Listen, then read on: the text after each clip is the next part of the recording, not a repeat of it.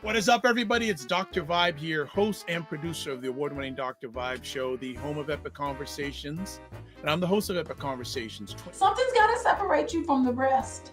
So you got to be willing to do whatever. In my experience, Black men have struggles like having community with each other. But she represents the mammy stereotype. Now that was epic. I needed that.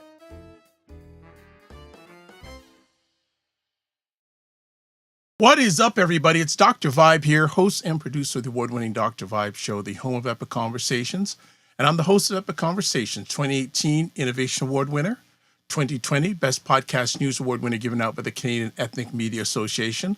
I also co-host and co-produce the only online show in the world for dads, fathers, and male caregivers. It's sponsored by Dove Men Plus Care, and being part of that movement, I'd like to say.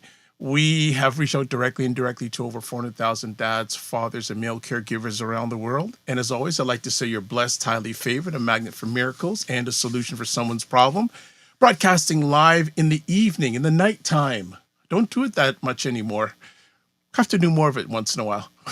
From Toronto, where it's a rainy, muggy day. We're having rain off and on, some thunderstorms, but still, for September 23rd, I'll take it. So looking forward to it. So I'm deciding what we should do. Should we go for a break and then get into our conversation? Yeah, you don't want to hear about what's going on in my world. I'm not that interesting of a guy. So let's go for a break, and we're going to continue a conversation that we started last week. So we'll be back in 30 seconds after the break. Here we go.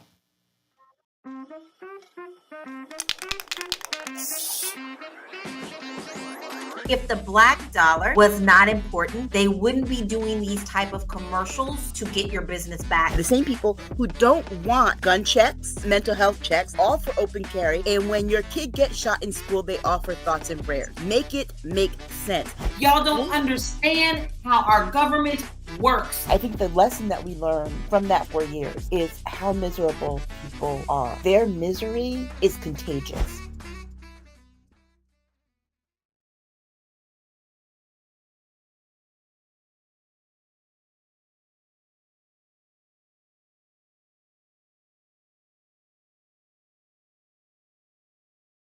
Too much things to do. That's why I need a producer back. You catch them 5 p.m. Saturday afternoons and 2 p.m. Pacific time. That's Primetime Saturday with Aisha Lala, where they discuss, I don't think they discuss, they try to make sense out of the nonsense that's going on in America. So that's all in itself. So make sure you catch it out. That show's been going on for years. So let's do this. As always, subscribe to the Dr. Vibe Show on YouTube and hit the notification button. Also, follow the Dr. Vibe Show on Facebook, LinkedIn, Instagram, and a whole other bunch of places. So I got to update that. And then always advertise your business, product, or service on any of the platforms that I'm a part of. Please feel free to email me at dr.vibe at the dr, vibeshow.com. Now, last week, we started a conversation about the killing of Charlie Kirk. And we took a look at it from a black lens. And we had two outstanding people on, not people, black thought leaders on our show. Dr. Tachi, who's based in Fort Lauderdale, Florida. And then we have Cesar Ndema-Moussa, that's based in Ottawa, in Canada. And also another thing that makes it a special conversation, both of them are, well, Cesar is born in Cameroon, and Dr. Tachi is of Nigerian heritage. So we got a real Pan-African spin on this conversation. So I'm looking forward for them to add on to what they've already shared with us and to continue the conversation. And before we go and get them on, if you have a question or take during the conversation, go to callme.road.com on whatever digital device, laptop, desktop, cell phone, etc. When you get there, put in the code FSPL8L, put in your name. Also make sure you switch on echo cancellation to make sure that you don't get any echoing when you call in. So why don't I bring the stars of the show to the stage? So let us bring up Dr. Tachi, Cesar. How are you? You got to unmute yourselves, guys. Not just me having this challenge today. Fantastic. Okay, good stuff. So we're all in this together. What's been going on in each one of your worlds? Go ahead, Cesar.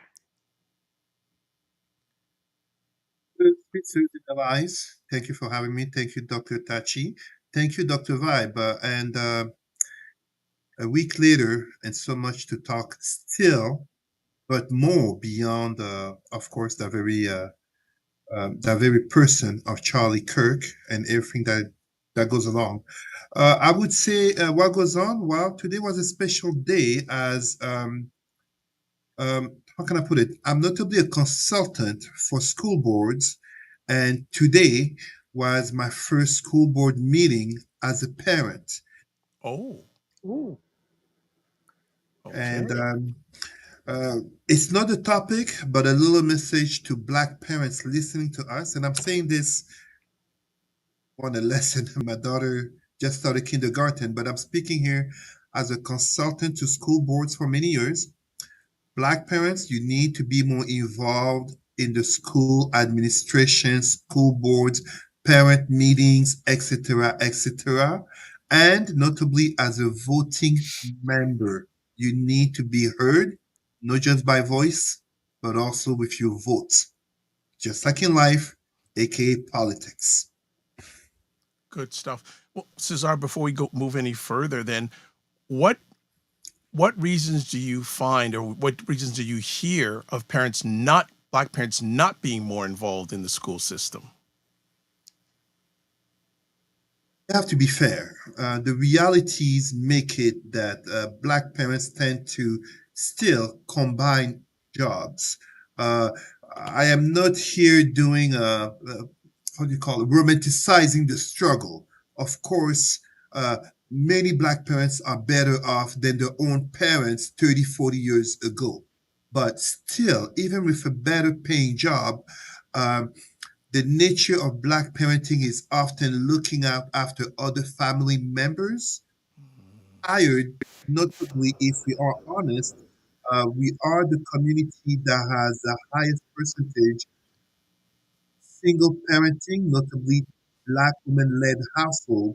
So it's very unlikely for that woman, but also for that man, aka mother, father, to be able, after long hours of work,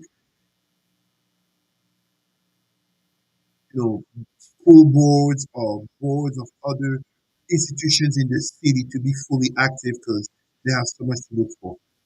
And last but not least, time is money, aka time is money, but also time in terms of mental health, in terms of being able to rest our body. Coming to a school board, or I sit on, I think that makes it the fifth board that I sit on. You need to be able to focus on that board and not sit there while thinking of grocery list, uh, who's sick, like, so many things. And, when I think to be about African and Caribbean parents, the situation back home with the parents or some relatives, it makes it very hard, understandably, but still, we must encourage those who can to be present. It makes a difference.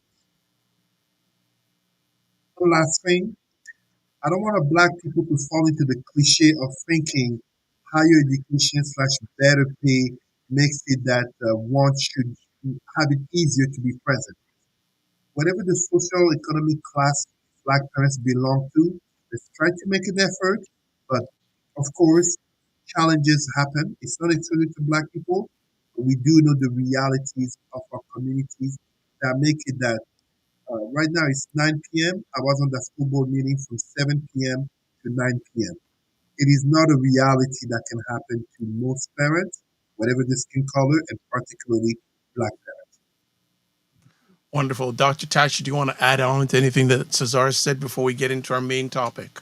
Yeah, sure. Well, I 100% agree. The biggest thing is that, I mean, I just go back to when I was young.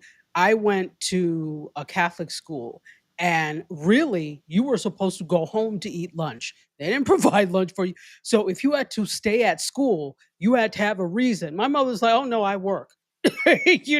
So that was the thing, unlike the other and here's the thing, my parents were more highly educated than the others I went to school with, right? So there was this almost self-imposed type of thing as well, and culturally imposed type of thing, because they, at the time, like, the mother may have stayed home. They really couldn't afford to, but they did. So just you talking about that, it's like really interesting, because sometimes some of the roadblocks are self-imposed. And I think what this also means is that this is not to put down anybody who cannot go because of work, obviously, but some of the things we need to do is stop being individualistic and start being more collective. In what ways can we support others that are may not necessarily be our child, but you are our child because you are our child? So what ways can we do that? How can we fill in? Are there aunts, uncles, etc., that can fill in those roles if you can't be there, just so that there is someone that's an advocate on behalf of the family? So I think we probably need to start looking at how do we do that. So well done, Cesar. I appreciate. I will very quickly, because it's not the topic, but I will recall back in 2020, maybe it was in February or March, just before the pandemic, school that had called me, and this is absolutely no shade on the school, but they had an issue that bothered them, even to bring it up bothered them. And the issue was simply this: how to address minority parents, overwhelmingly Black parents, who would not show up for academic appointments, including parent teachers meetings, but somehow when there were cultural events, including free food, there were many of them. Hmm. Hmm. I know how it can come off. I know, Interesting. and I'm being very honest. The white principal did not feel at ease at all. Beyond the excuses, it's the willingness. Because when I say willingness,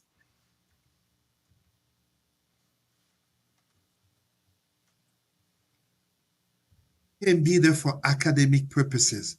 Because that child that sees that parent, back in 2020, Black students, many Black students in that school thanked me for having come. I was the only Black person. I wasn't a parent then, but I was the only Black person. So, our people, please be there for your children. Try to make arrangements, ask an uncle and auntie, babysitting, or like, it makes a big difference. And the earlier you start, the easier it becomes as a habit, and for your child to see you involved in the academic life. All right. Good stuff. Well, let's transition to our main conversation topic. A week ago at this time, we were talking about the killing of Charlie Kirk from a Black lens. And since that time, there was a big memorial service at a stadium, I think in Colorado or Arizona. They had about 70,000 people there. But any thoughts? Where do you want to kick off this conversation? Any thoughts on that event? Theater.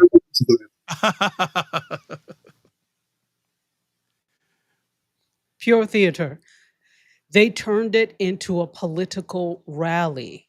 First of all, again, something that was supposed to, aside from the despicable nature of the person that it was for, unfortunately, aside from that, it was supposed to be a memorial service. So what happens, like, toward the end and through, they politicize, well, the whole thing was politicized, but they turned it into a political rally. And I'm quite sure I know why, because the person who occupies the White House probably would not have been able to get that amount of attention and those many people there. So they're like, it's like saying, "Oh, well, let's have a party, and then we'll have a tax summit at the." It was like a 2-for-1 event, which was really despicable. And then the icing on the cake of this is that, and this is interesting because I watched Don Lemon, and Don Lemon was saying, so these people who are supposedly Christians and cleanliness is next to godliness. Did you see the condition and the state they left the grounds after? There was rubbish everywhere, complete trash. These people were completely filthy. And that type of filth lets me know the behavior of these individuals. So the whole thing was politicized, and the attendants did not, at the very least, have some respect and clean up after yourselves. For the, it was filth. Who did they expect to clean it up? And it was interesting. I looked at the comments and they were saying, so are they expecting the people they kicked out to clean it up? And but this is the beginning of the awakening.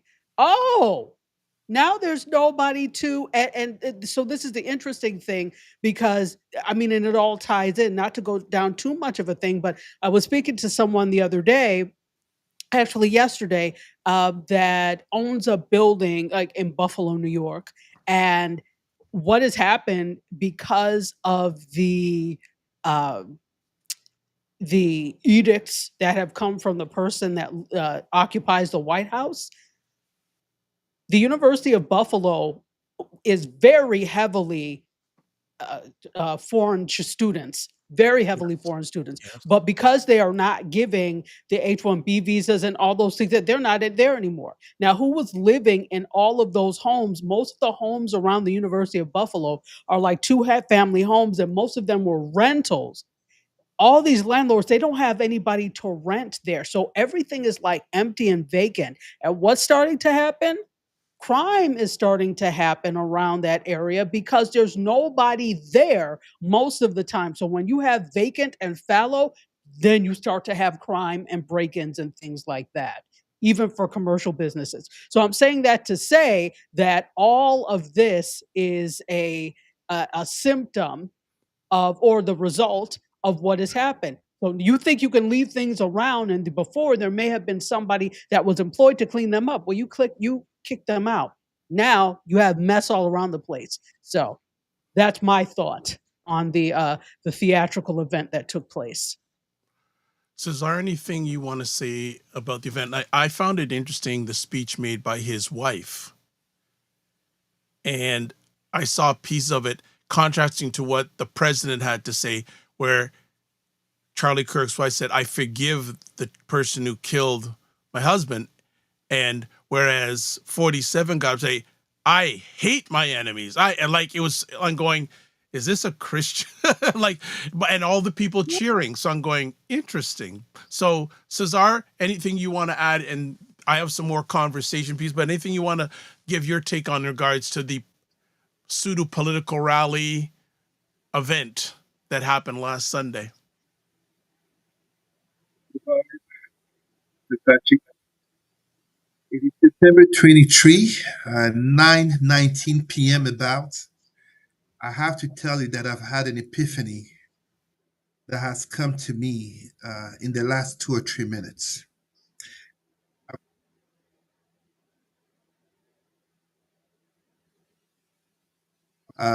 Joke aside, there's a rapture that's happening. If you don't know, Yeah. that was I guess that we was got left behind because there's Dr. Vab, have you heard about the South African pastor who prophesies that there's a rapture September 23 and 24th, and now all the good Christians are going to be flying away to meet Jesus in heaven right now? It's happening right now. Okay, I'm missing out, I guess. That was my 30 seconds of Black Jimmy Kimmel, because Oh, we'll talk God. about it in a moment. Back to myself, let me take off this Uncle Ruckus mask I put on Oh, for a moment. gosh. Ah, no, Dr. Vibe, to be very honest, there are so many things I can say about that rally. When I say many things, I'm going to do a Godwin parallel here, because I mean the MAGA crowd, and they hate this, but The similarities to the Nazis are too great. Now, about 90 years ago, similarly happened that a young propagandist of the early Nazi movements, very similar, I forgot his name, Horst something, got killed, and the Nazi took advantage of it to turn it into what's called the Reichstag moment, from being killed to using that as a way to curb free speech, impose censorship, kill the enemies, and shortly after the beginning of the construction of the concentration camps. It is I want to say dangerous in the sense in which we are seeing this is not Christianity. Now, I want to be fair. The Christianity that we've seen, and everybody knows my views about religion upon Black people, but this is not it. Christians have to make the choice whether they follow the ways, love one another, and all these great messages, not just from Jesus Christ, but from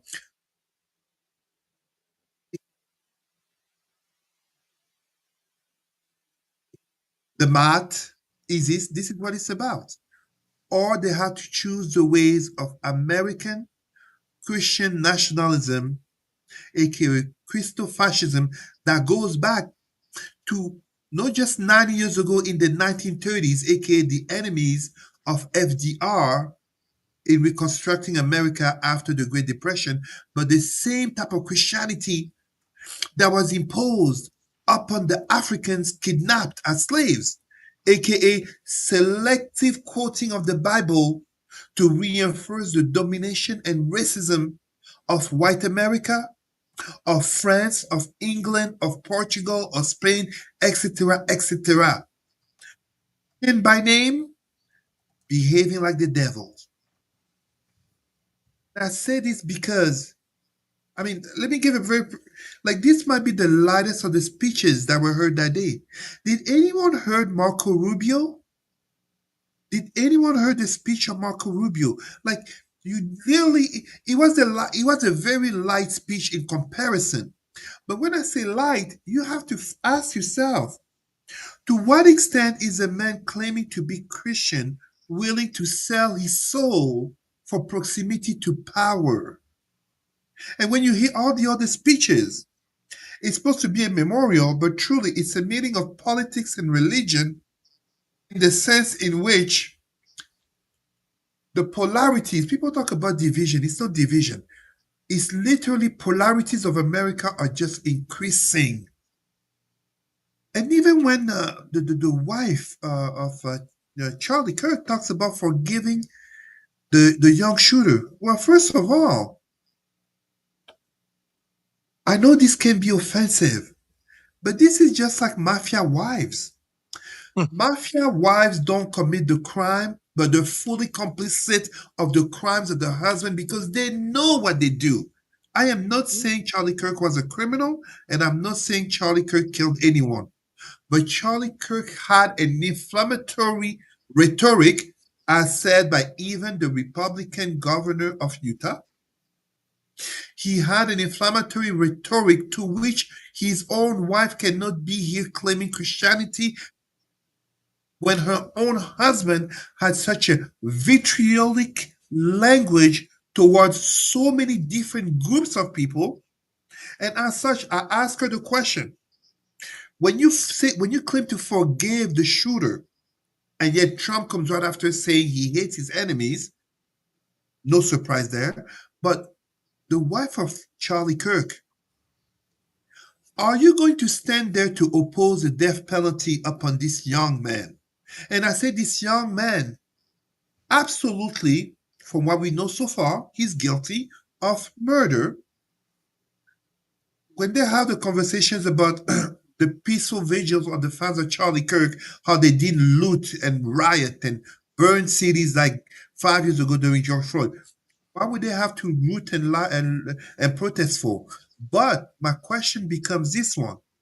Are you going to protest the death penalty for this young man who was radicalizing his own family by the MAGA rhetoric and by the hateful this man, Charlie Kirk, no matter how people claim he was about freedom of speech, no, the very nature of his rhetoric and language towards so many groups radicalized that young man to lead him to commit that act. He chose to commit that act, but he didn't choose to commit it out of nowhere, and he didn't accidentally target Charlie Kirk. All right. Dr. Tachi, you want to add anything, or I can bring up another conversation topic? Well, no, I have to agree with Cesar, definitely. And the interesting thing is you brought up Marco Rubio and what he's doing for proximity to power. It's proximity to whiteness. It's not even power. Yes, yes, yes. uh, because if it was just power, then any old power would be okay. But it's specifically proximity to whiteness. And not that this is not an issue in other cultures, but particularly in different Latino/slash Hispanic cultures, they have been trained and it's been ingrained in them that blackness is a terrible thing. I'll bring up Trujillo in the Dominican Republic. I'll bring up Cuba, especially. Not that it was ingrained in them in Cuba, but for some reason the ones that came to South Florida somehow feel that blackness is the root of all their problems, and they try as much as possible to get away from that. So I just wanted to add, because I knew this what you meant. I just wanted to add some context. It's not the power; it's the whiteness that they want, because they would rather be a non-powerful, non-melanated person than to be in power as who they are, because they don't think it's enough, which is very sad and unfortunate. All right, I'm going to come back to you, Dr. Tachi. I have a conversation piece here. Do you see the political, well, the killing and the aftermath influencing political actions or attitudes within Black communities? So when you're saying that, would you clarify for me a bit, please? Yeah, so the killing and what we've seen in Mhm. the aftermath, do you see that having any influence on future political activities or In actions within Black communities? Okay, in terms of maybe, Black people getting involved in politics Or more, whatever running they're for gonna, office? yeah, Okay, how they're gonna move, if at all, differently because of what's gone over the last 2 weeks. interesting. I don't know how differently Black people will move, because what we're seeing and what we've learned is, regardless of what the situation is, we can't let it dictate the way we move and the way we approach and act upon the world and act upon different situations, because it's not necessarily going to make any difference. I do think that we see certain people, for example, Jasmine Crockett. We see, different people that are really speaking out and doing things, and you feel invigorated and empowered. But by and large, especially after, according to Jasmine Crockett, when it came to the vote for the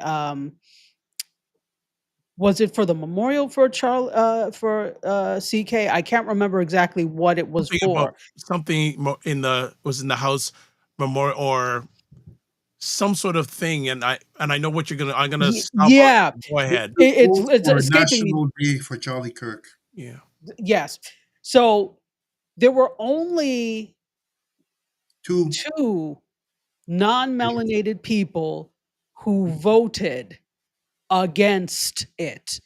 Everybody else who voted against it on the Democratic side were people of color.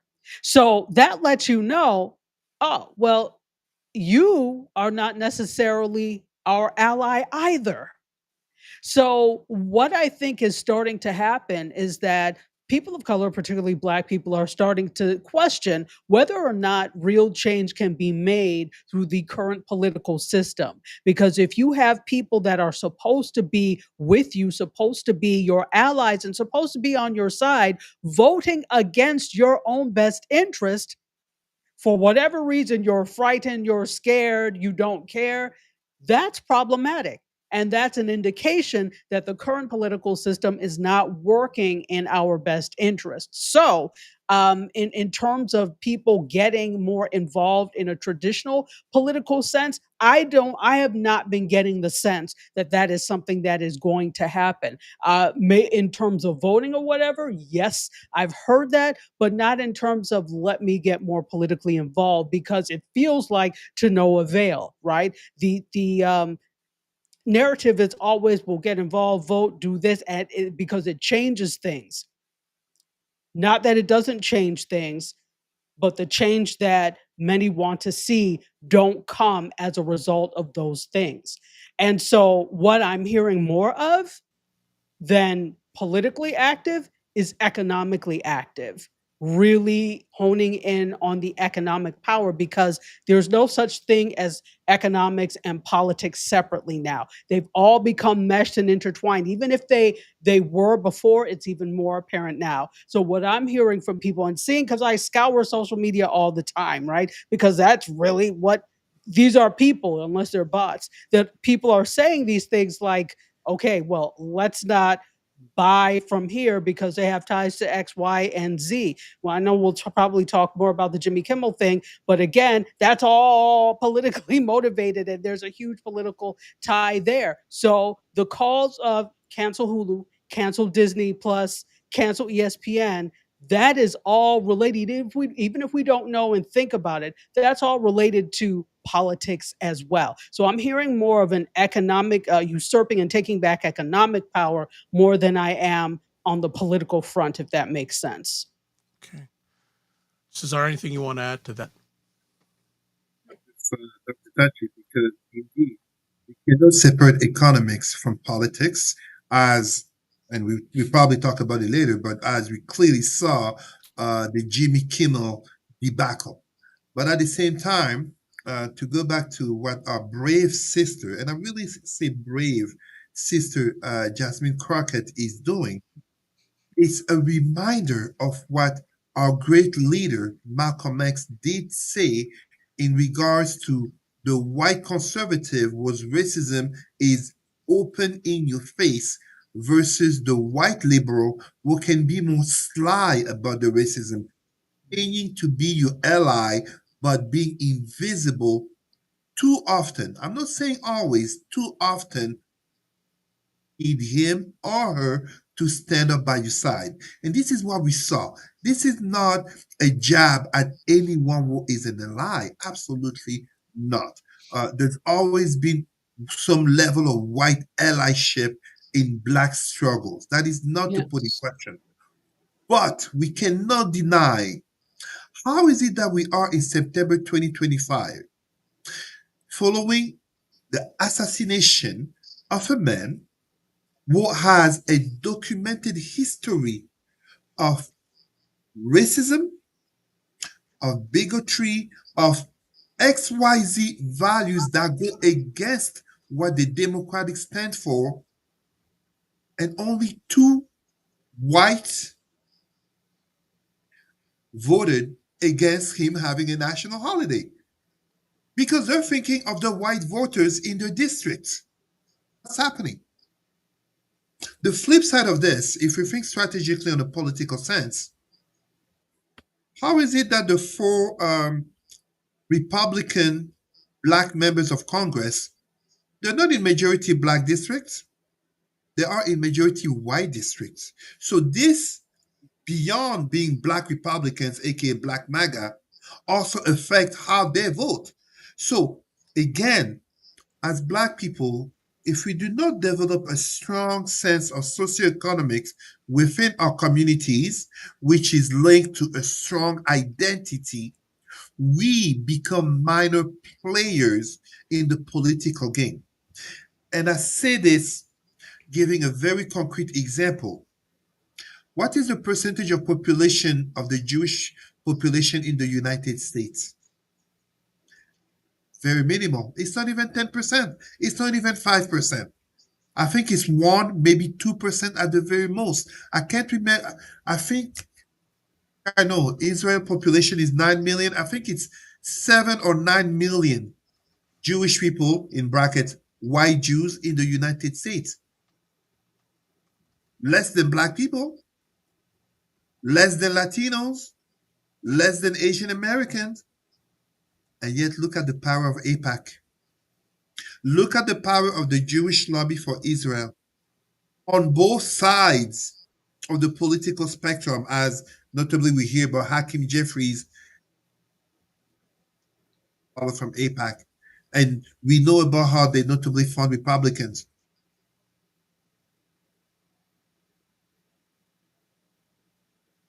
However, you can't have strong socioeconomic without having a strong sense of identity. I give a very African example in which the African, I'm speaking purposefully, stereotypically.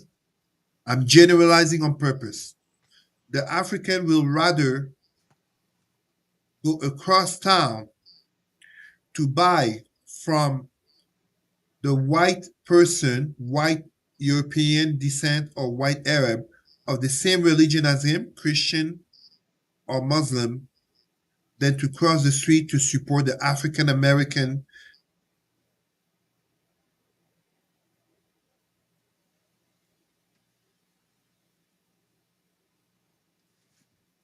The Italian, the Jewish, the Indian, the Chinese will cross town to support someone of the community's business before crossing the street to support the black person. I'm purposefully generalizing, but you have to understand this is what we're seeing. And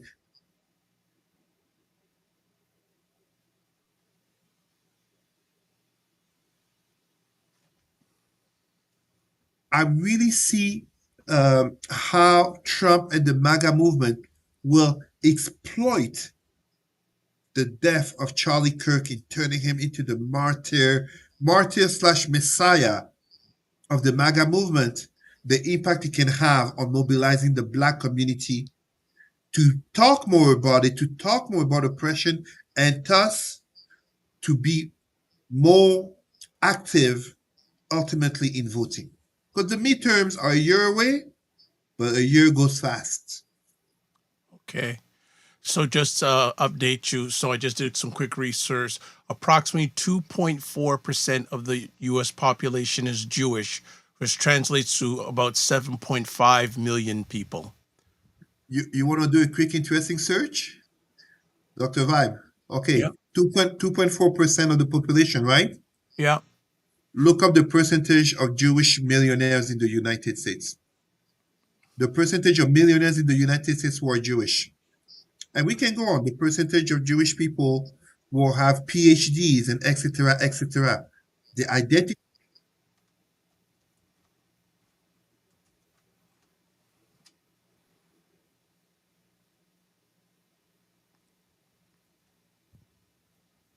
Okay, so I just did a quick online search that while only 3% of the US population, Mhm. Jews control over 25% of the United States wealth.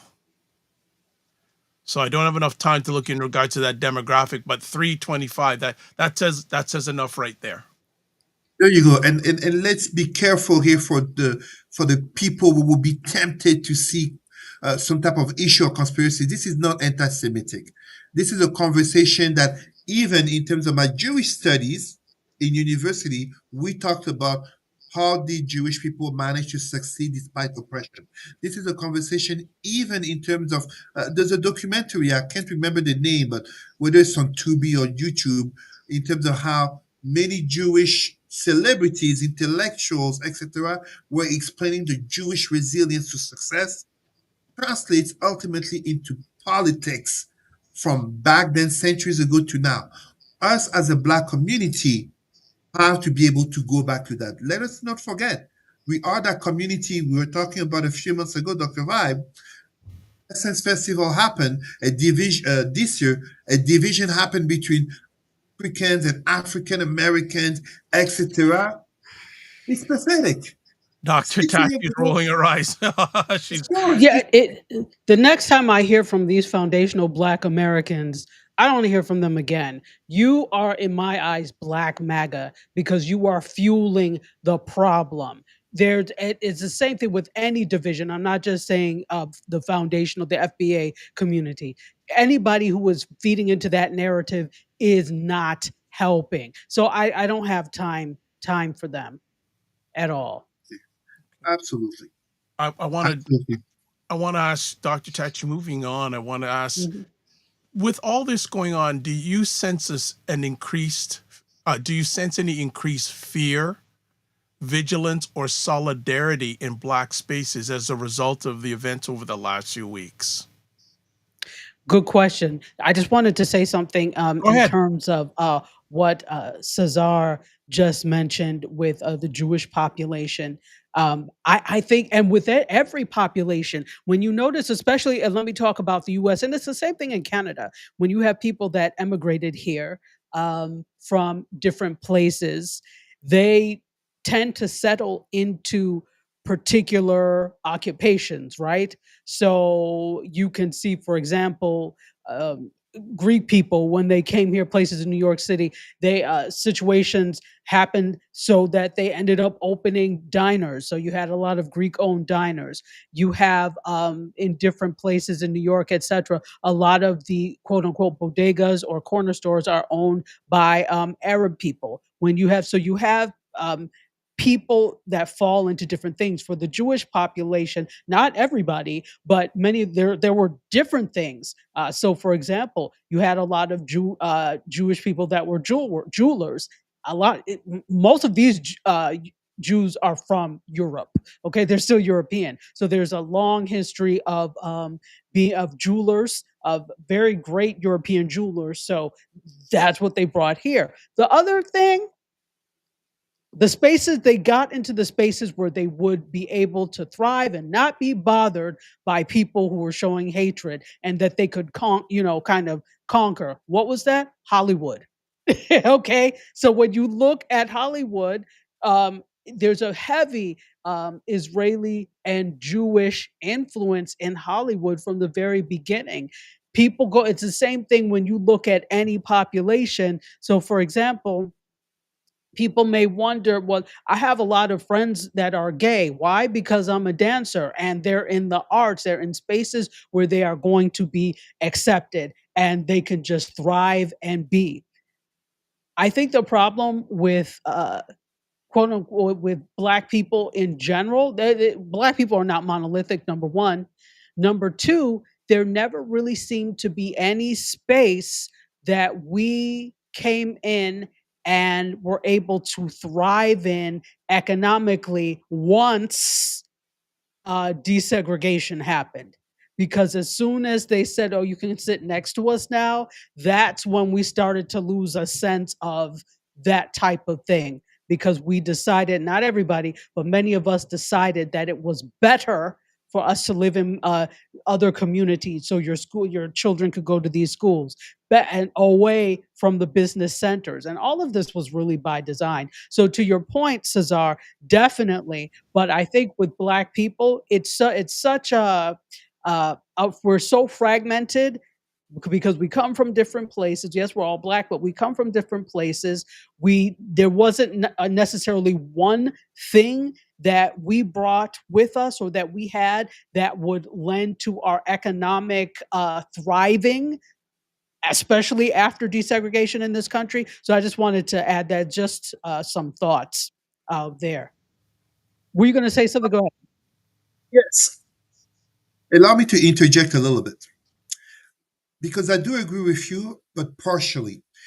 I agree with you because when we think about, you know, during the time of segregation, Tulsa, Rosewood, etc., we know um, it is, white racists. I don't want to just say all whites, but white Mhm. racists will literally attack black communities Mhm. in Africa. We can talk about colonization, uh, Mhm. Leopold's Congo, etc., etc. But Mhm. since then, something that I always remind people in my conferences, just as EDI trainings, When you look at, for example, um, the NBA, we can talk about the NFL, Major League Baseball, but I think the NBA is best representative as, if I'm not mistaken, 80 or 85% black, all of them millionaires, and yet the league is not controlled by. You cannot imagine a business in which 80 to 85% would be members or Chinese members or Italian members, and they're not the ones in control. Actually, if they're also all millionaires. The minimum salary in the NBA, someone can correct me in the comments, we're talking about, I think, $750,000 a year. That's just for sitting on the bench. It's not even for playing, for sitting on the bench, minimum contract. So we as a community need to break the shackles in our mind in which too many of our people are literally by what I call the three cancers of the black psyche: entertainment, consumerism, and religion. In the sense of identity, identity of self, identity of looking at the brother or sister, instead of referring to them as by the N word or by the B word or whatever you want to call it, to look at them as brothers and sisters and come together to build something. In saying this, allow me, who absolutely don't hide my criticism of religion, allow me to give much praise, much applause. Pastors, as our brother Roland Martin showed, many black pastors will preach over the weekend in regards to condemning the assassination of this Charlie Kirk man, but exposing the truth, calling out the type of man that he was and the rhetoric that he laid, and notably his constant attacks and racism towards the black community. If we can build on something like that, I think this event, this Charlie Kirk instance, Dr. Vibe, remember I told you it's going to be a hot summer, winter is coming. But I think if this event, in relation to everything else that this uh, uh, MAGA president is doing, in increasing his authoritarianism, in increasing his censorship, in fighting against DEI, in literally trying to push the black community down the toilet, 350 black women have lost employment since February due to Elon Musk Doge. As a black person, if you know this, explain to me how and why you're going to go buy a Tesla. This is the type of mindset we must have. At the same time, we must be able to look at these events. Started the conversation today. We talked about black parents go to school board, parent teachers, etc. Be there even for the other child. That's not yours, but be there as a black parent, a black person representing. If we don't have that mindset, that sense of identity, we become lost to one another. Mhm. Okay. I want to circle back again and come back to the conversation we said brought to Dr. Tachi saying, Mhm. do you sense any increased fear, vigilance, or solidarity in black spaces as a result of the events over the last few weeks? Sorry, go ahead, Dr. Patrick. So, in the circles that I'm in, it's I'm not saying the fear is not there, but we've never necessarily been a um, groups of people as people of black people that have been allowed to really express fear anyway, right? Because we always have to be overly strong. And so I'm not seeing necessarily fear. What I'm seeing is anger, and I've had it, exasperation.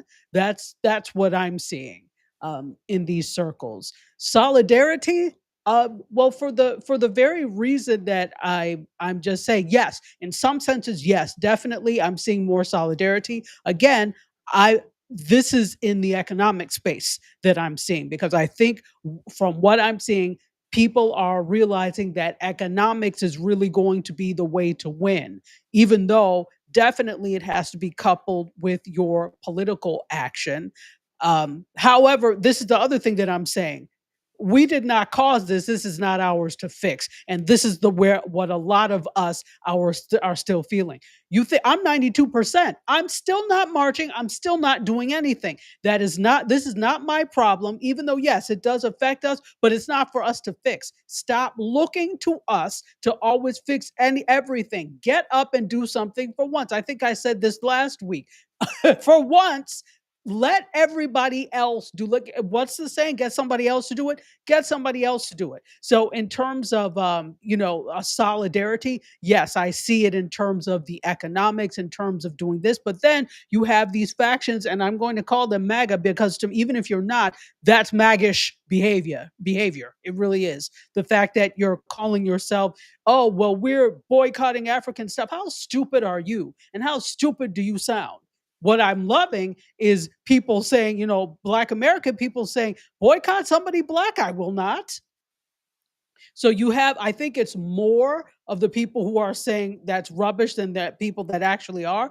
But it's a movement within Black spaces that is a distraction and taking away from some solidarity movement, to which I say, we don't want you anyway. Stay over there, right? But it's not helpful. So you've got them, and then you've got Black MAGA, which to me, you all are one and the same. So I see solidarity in many senses, especially economically, but then in some senses, I don't, because there's still, for some people of color, this overwhelming need to be next to non-melanated people, to gain favor in their eyes. And if this doesn't prove to you that it's never going to happen, I don't know. But they're holding on to this glimmer of hope. Your efforts would be better spent actually trying to restore democracy than that. But I digress. Cesar, I'll pose it to you also. Do you sense any creates fear, vigilance, or solidarity in Black spaces as a result? Even though you are north of the border in Canada, do you have any insight on that conversation piece? Many family members in the United States, and as much as I say elbows up, so boycotting the United States, I am going back to the US. So I can absolutely assure you, yes, yes, and yes. There is absolutely more solidarity. Did you hear me a few minutes ago? I was giving praise to Black pastors. What's wrong with me? You would almost think that there's a problem. No, I was giving praise to Black pastors who were standing up for the community, who were standing up in terms of, yes, they're giving the Christian message. We're not celebrating the death of a man, but let us be real. Let us not forget what he said about Black people, especially Black women, what he said about George Floyd, what he said about civil rights, what he said about our Reverend Brother King. I see so much Black solidarity coming together. Overwhelming majority, getting even the non-Black friends talking about, well, you didn't get the context of what he said. And it's like, screenshot is ready. And what is the context to what he said here? Let's be honest. Many white people discovering this person, they didn't know who he was 2 weeks ago. They're discovering him. They're hearing he's Christian. And suddenly they're being pointed out. They're being sent messages and etc. And they're like, whoa, this is hateful. Now, we do have Black MAGA. And Dr. Tachi said it well. Maggish, like maggot. I don't like to use such a term.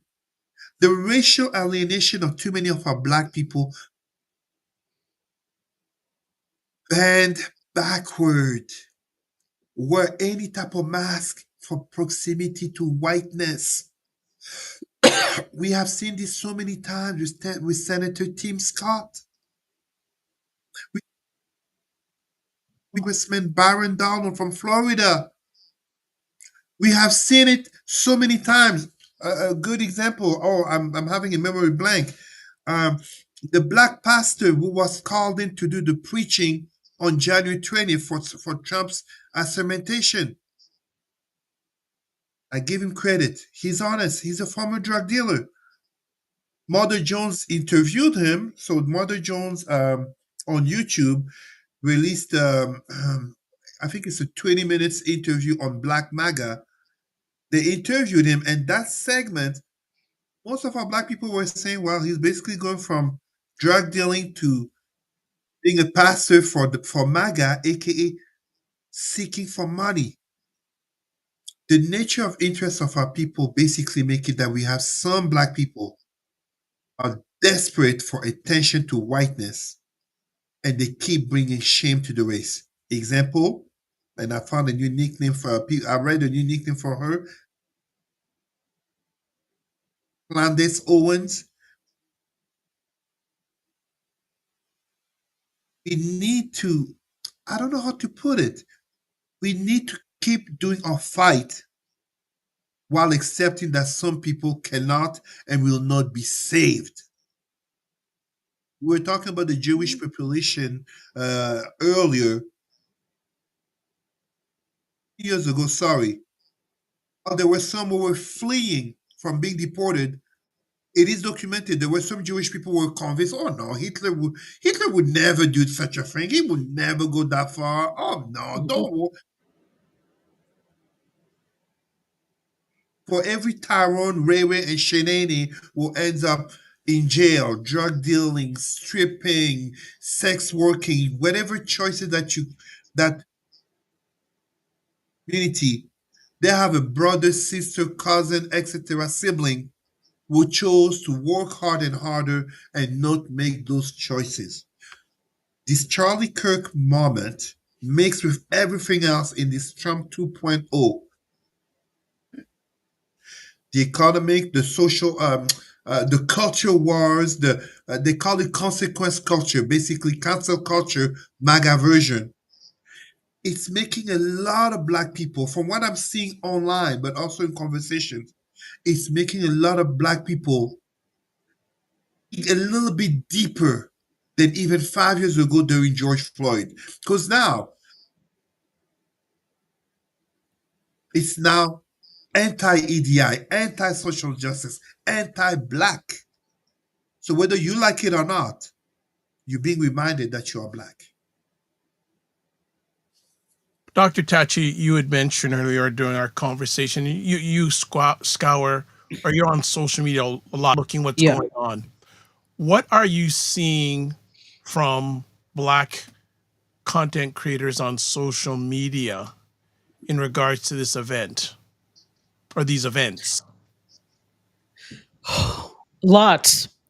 So if we're talking about this past few all these different events, I'm seeing, and it depends on what type of content creator they are.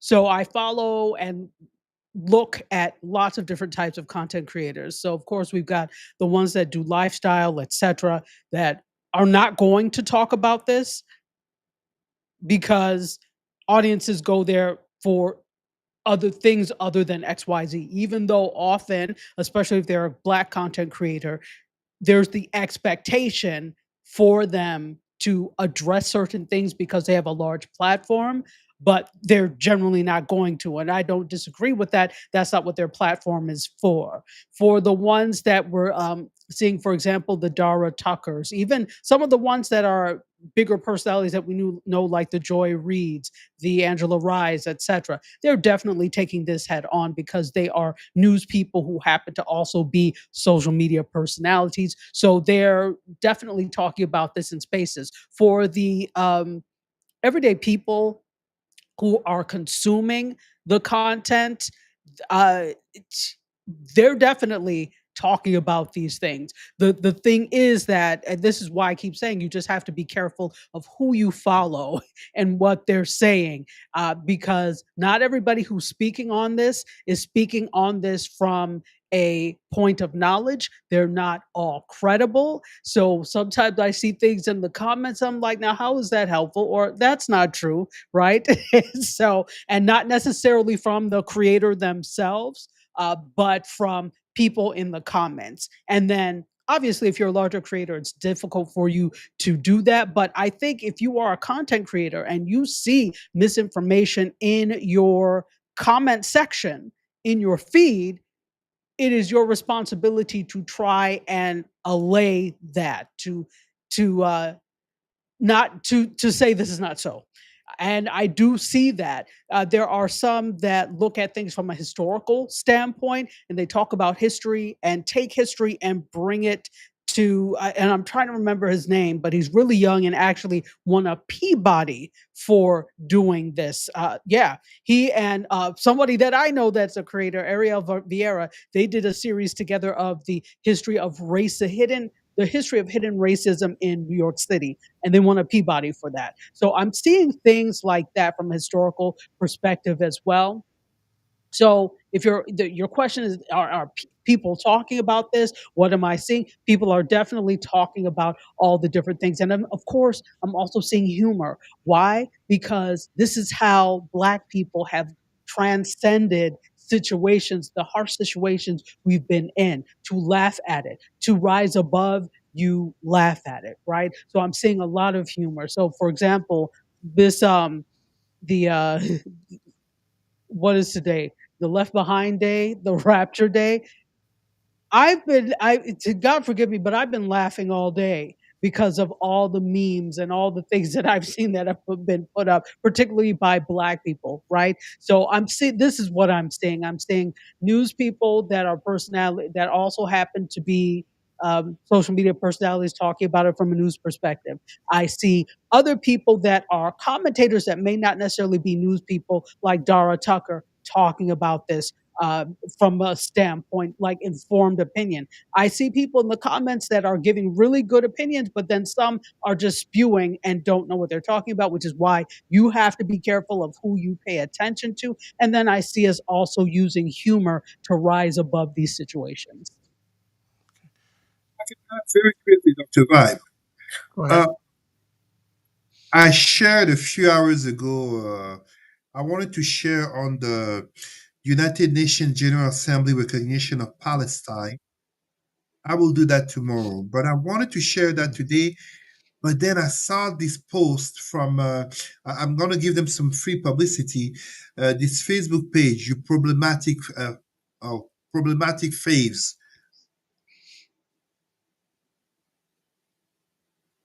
They talked, of course, Jimmy Kimmel, Palestine, but they talked about how, look at how white people mobilize for Jimmy Kimmel.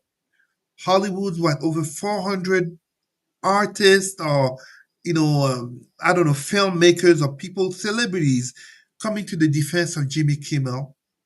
But they also mobilize not just for Jimmy Kimmel, for free speech, and look at the mobilization for Palestine. And I think it's a woman who writes on that page. Sometimes you think it's a woman or a black man.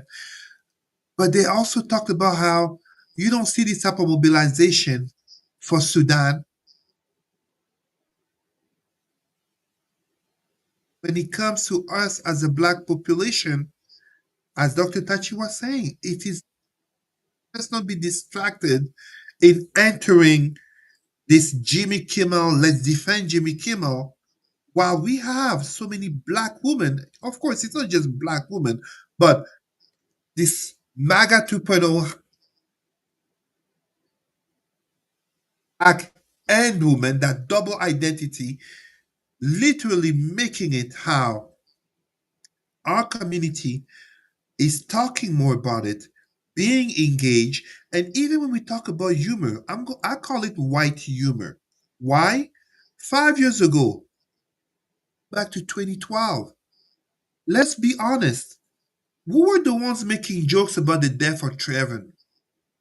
Who were the ones making jokes about the death of George Floyd? Recording themselves with a knee on the neck of someone, and all these type of things. Yes, there are black people who are doing white humor, aka mocking the death of Charlie Kirk. But this is in response to what psycho-emotionally many of the black community has or have felt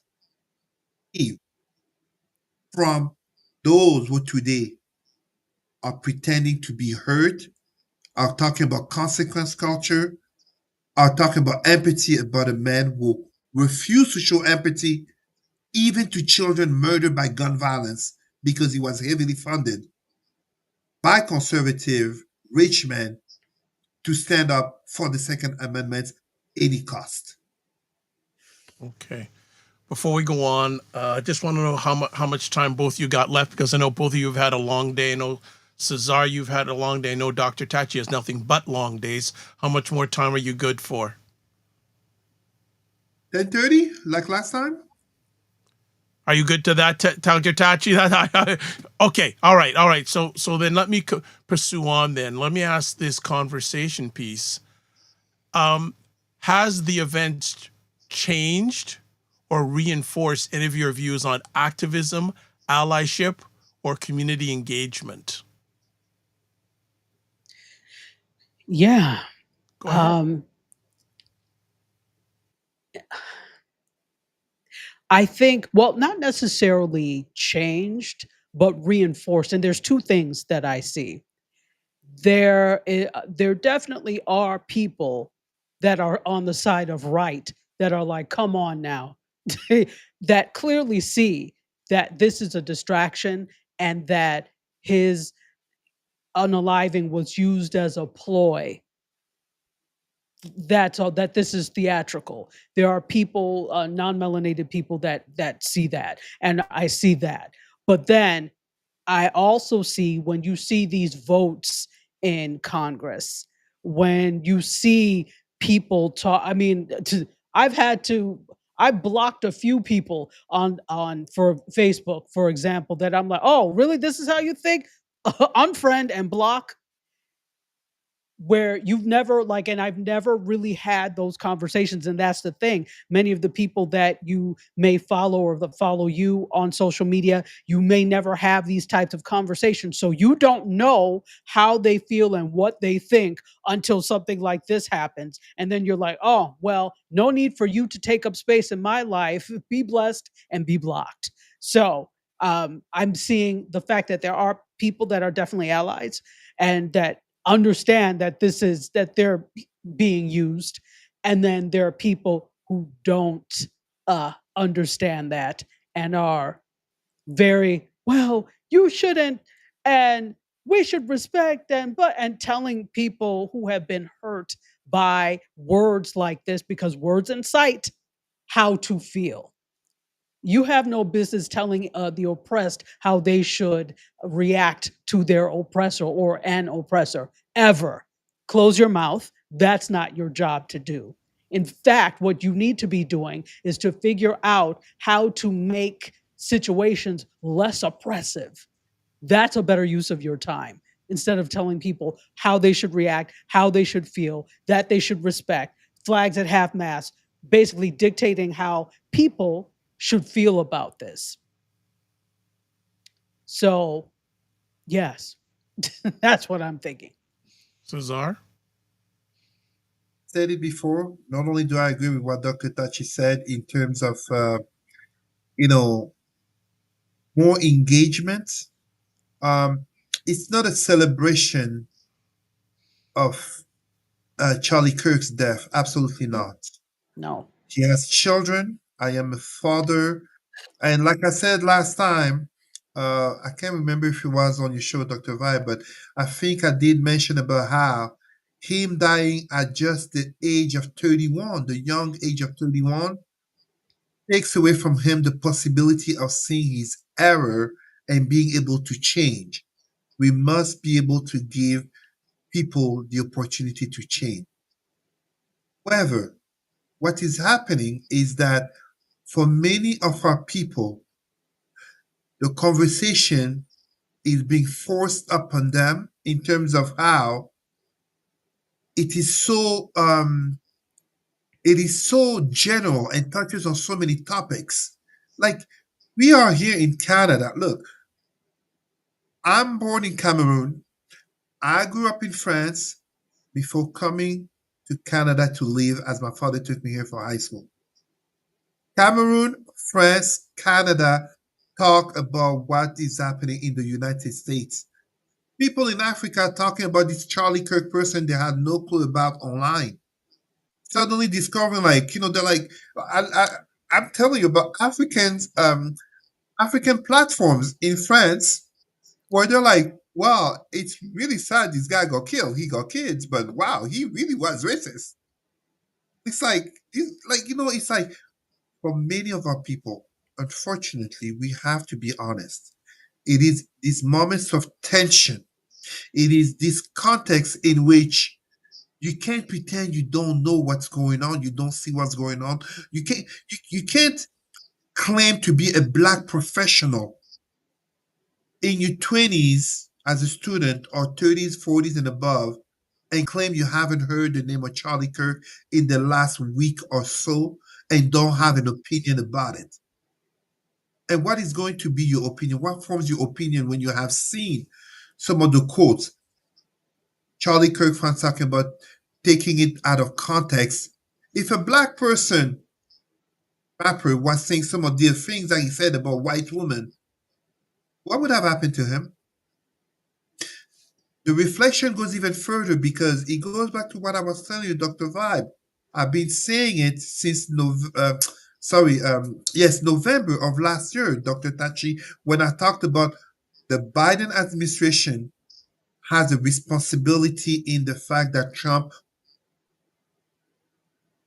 So our black people are also having a reflection on the very nature of society that is permitting a man such as Trump to remain in the headlights, to remain free.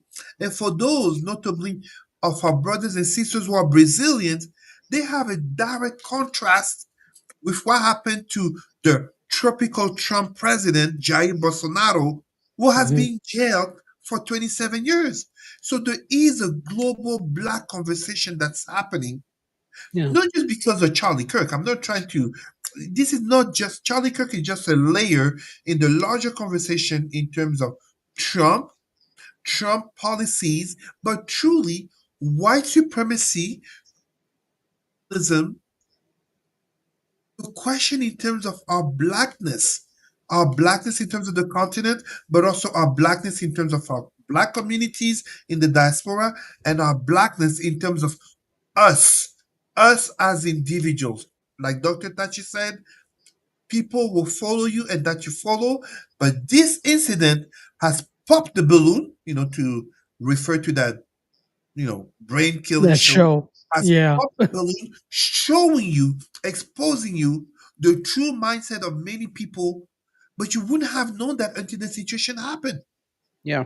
Ago with brother George Floyd, like 30 years ago with our young brother Trevor Martin, Sandra Bland, Breonna Taylor, Philando Castile, so many names. But here, this is in the context of Trump having come back to power, being not surprised, being not goofy, more skilled, and openly, aka Project 2025, openly corrupting and breaking the system in a way where it is in your face.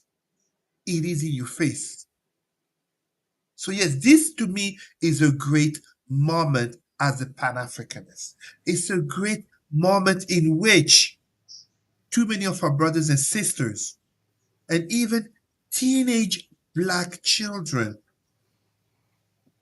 have to elevate the black consciousness, and hopefully it translates into black action. On the socioeconomic front, it translates into action, into politics, because ultimately identity is not just what you feel, it's also what you do about it. Concrete actions. May I just, I'm sorry. Absolutely, So, no problem. Go ahead, Dr. Tachi. so no, 100% agree. I think though, from a political perspective, like I said, there a lot of people are tired. So there are people that are tired because we've been doing the work, right? When it comes to things, we've been doing what they say you're supposed to do. You're supposed to vote. You're supposed to voice your concerns at town halls and do things. We've been doing a lot of that work, and it still doesn't seem to be doing anything. Not that it does nothing, but it doesn't move the needle the way we would like it. And this does not mean don't do it, because it is an important part of citizenship, and is an important part of civics, and an important part of moving ourselves forward. But it can't be all that we do, right? So I'm this is something that's related to this, that I just wanted to bring up, because in this, uh, people are also talking about they're tired, and people are looking to move. I've seen this over and over in forums. People, there are whole YouTubers that I they keep coming up on my, because I watch a lot of this, and so there are whole YouTubers that talk about moving abroad, and there are lots of Black people that are looking to become expats in different places. And there's already like large expat communities in places in Mexico, like Playa del Carmen, et cetera, et cetera. Thailand has a large Black expat. Yep. Yeah, my sister lives in Malaysia, so it's not huge, but there are, especially Africans that live there. So it's happening, and people are looking elsewhere, which I applaud, because I'm not one that says that if it's going to cause you undue stress that you have to stay and fight, because frankly, this is not really your fight. So I'm not saying you have to do that. But I do want to say one thing, particularly to Black people and African Americans that are looking to move abroad, Black people in general. If you move someplace and you have not unpacked the trauma, you just now have trauma with a view.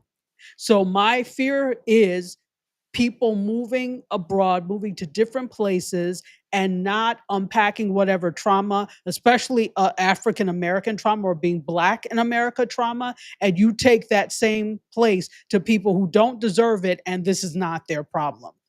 Yes, anti-Blackness is a global thing, but America has a special brand of anti-Blackness that, if you ask me, is unparalleled with other places. And it exists in other places, but the way it's perpetrated here, even though Europe was the progenitors of all of that, the degenerates here took it and ran with it.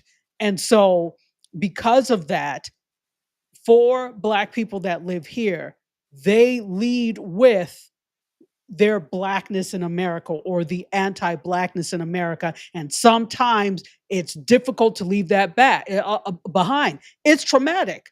And moving is not going to solve that problem. You have to unpack it. It has to be dealt with. And maybe when you get to a different place, that can help in alleviating it. But don't take that elsewhere.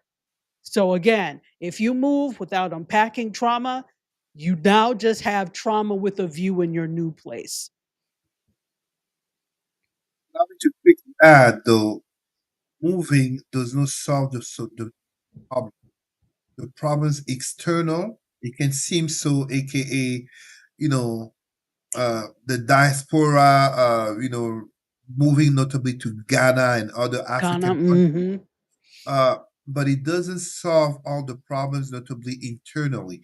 Let us remember how during COVID, even the State Department sent messages to African Americans in China about how they were going to be treated, to be careful, as discrimination against Black people in China was increasing due to COVID, and they could be victim of racism as Africans, aka to the Chinese person, it's African Americans, it's African, it's Black.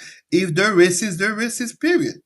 Just as the racist white cop uh, in New York,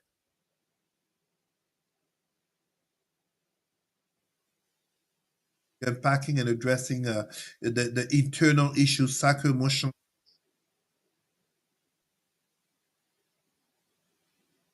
influence of America is as well global. All right. So, final thoughts. So, let me ask you both, how do you hope Black communities will move forward after this event? In solidarity and together. As Cesar said, there is a fair amount of solidarity. The people, I would say there's solidarity amongst Black communities in general, but we also cannot deny that there is some dissent, right? And those are the people you basically have to leave at the base of the mountain because they can't climb with you. But it does serve as a big distraction as you're trying to climb, right? Because we also do feel often beholden to our brothers and sisters to help them climb. But one thing we have to now say to ourselves is nope, those are the people you have to leave at the base of the mountain. And the people who actually want to succeed and climb can climb with you. So I'm hoping that we can continue to do this in solidarity. Do this and take your rest. I understand there's more to do, but we've done a lot and we've done enough. And I'm saying this is not our fight. Let them, whoever that them is, figure it out because they haven't been doing it. It's been us every single time.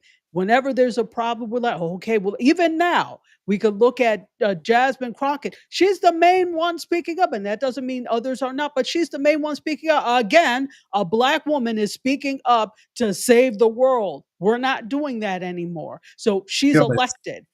So that is part of her job, and that makes sense, right? When you see Ayanna Presley, she's elected. That's part of her job, but that's also everybody else's job in Congress too, right? So I'm saying for us, I want us to move together in solidarity, and not just us, those people that are allies, true allies that want to see democracy reign. I want to see, this is also what I want to see. I want to see the same consideration because we talked about this before in terms of nobody came to the defense of Joy Reid when it came to those things. I want us to have the same consideration. And part of the reason that happened is because we hold mainstream media up on a pedestal where they're the only thing that matters. And so, of course, we're going to get burned by an industry that doesn't really necessarily consider us anyway. So the other thing I want us to see is to continue this push for independent media. Support independent media. When you see us doing things, watch, support. Tell other people, stop running to mainstream media for everything and then complaining, well, nobody said anything about Joe because it was mainstream media. They're not going to. They don't want you there in the first place. Okay. So that's what I want to see. Moving together on all fronts, including media. Cesar?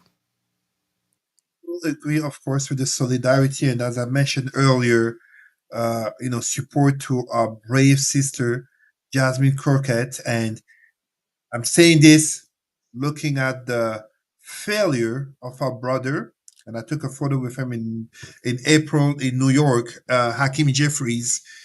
Uh, you know, whether it's Hakeem Jeffries as leader of the Democratic Party in Congress or Cory Booker, you know, 8 hour, 10 hours, 12 hour, 15 hour speeches. Where are you, my brother? Where is your strong stance? I'm talking strong stance. I'm not just saying, where is your strong stance today in this moment? Let me go further. Tyler Perry, Beauty in Black. Why am I not hearing Brother Tyler Perry in regards to what's happening right now? Oh, let's go even further than that. BET. Remember when BET had the news section? Brother Tavis Smiley? Where is that back? This is where we need to have something like that. You see, I hear you, Dr. Tachi, but you see, why is it that basically the big moment right now? I mean, Don Lemon is no longer on CNN, but where's BET? Is it still black owned? Is it back to being No, black owned? No, no, no, no, it's still I know. Viacom. Yeah, I know, but that's exactly what that's exactly what I mean. So a moment like this is a moment that has to bring us to that reflection. It has to bring us to that reflection, but a reflection that has to turn to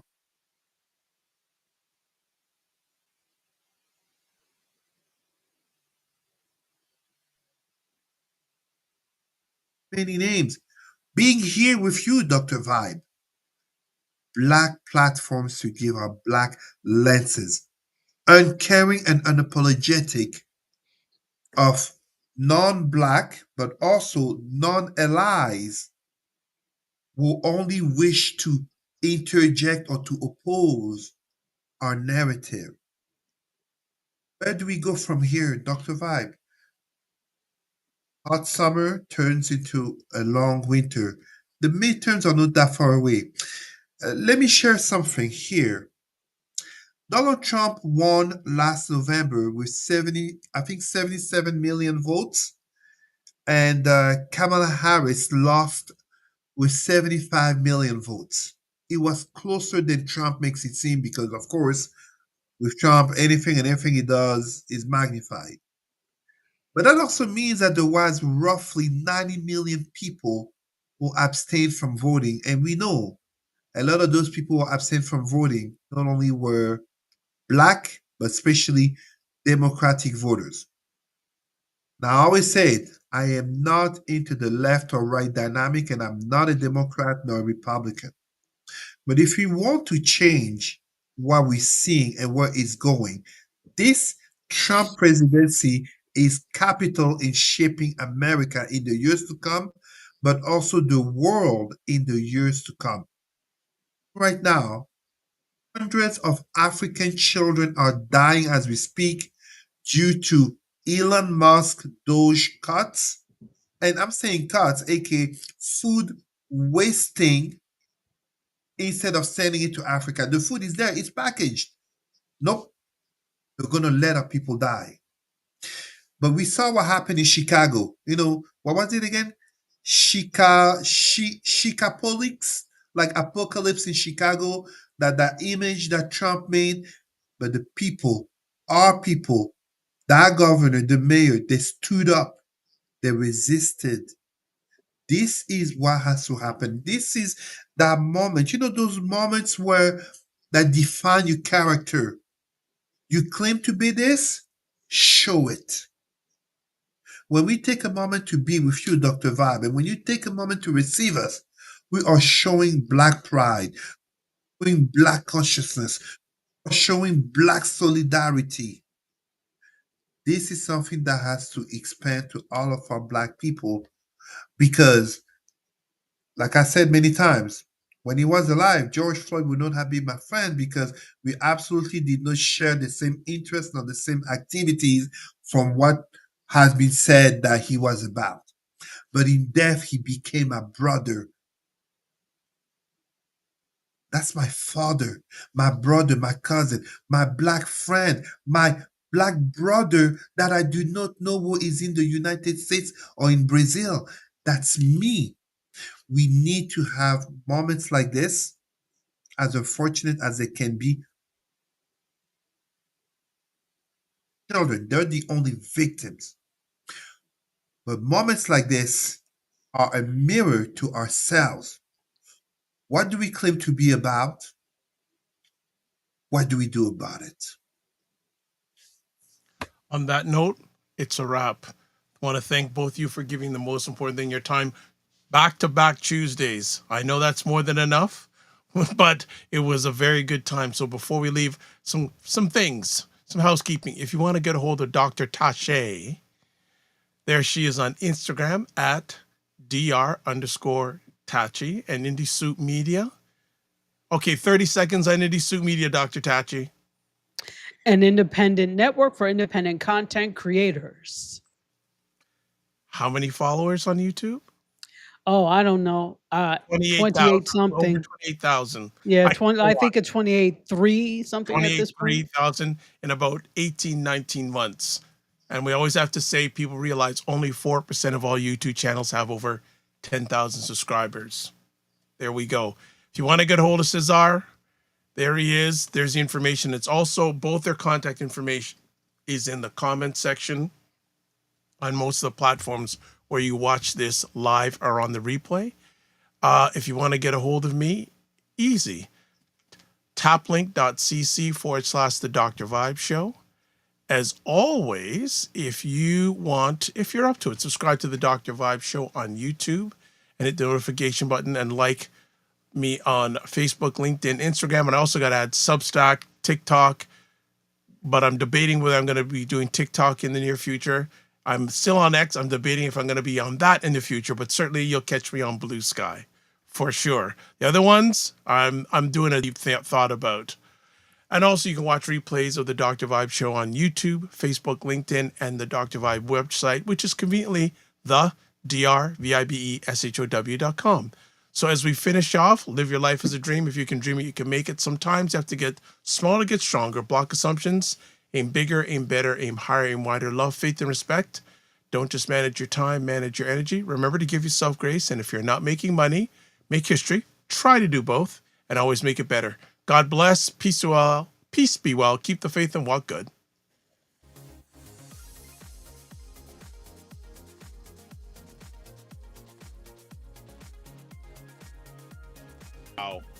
Wow.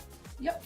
I feel like I'm in class with Dr. Alicia. That's a class I wouldn't skip. There's some other ones I'd like to skip, but I'm glad I'm not skipping this class tonight. So I'm hoping you're catching this live, but if not, certainly catch it on the replay because this is good stuff that Joe is laying down here. Get ready. When I saw this today, I said one word. Hi-ya! Did you really?